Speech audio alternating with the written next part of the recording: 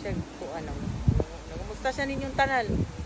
Okay lang dito ma'am. kami Ay na, na-feel man ko. Ma'am, nahisgutan na ba ninyo ang kanang manner sa iyang panumpa?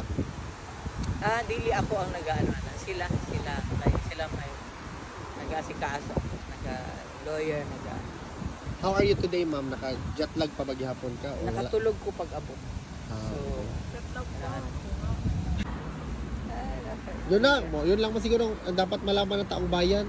Kamusta si tatay? Sinabi mo na okay naman siya. Walang problema. Namimiss yan Davao for sure. oo, syempre. Sobra. Sino nagawa nun, nag-ano nun? Saan niya nakuha? No? Kal? Nice.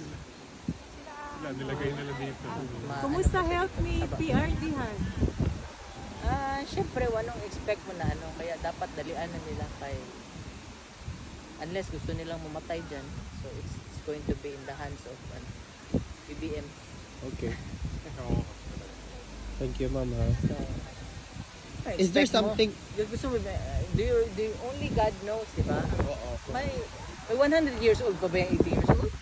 Meron, meron kami mga pasyente Ay, grabe. 100. 80 years old, 100.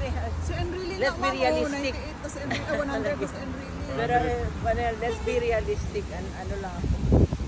Ma'am, is there something for the Filipino people to worry about former president? Kasi ang mga Pilipino talaga mahal na mahal si Pangulo.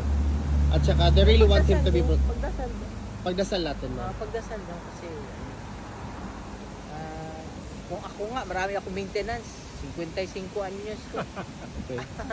Tapos ang ano ko ngayon, ang hormones ko ngayon, nakita yung ano ko, pag tanggal ko tong ano ko, yung lahat haywire ang aking ano, ang aking aking hormones Sa stress because of the siguro yun stress. ba?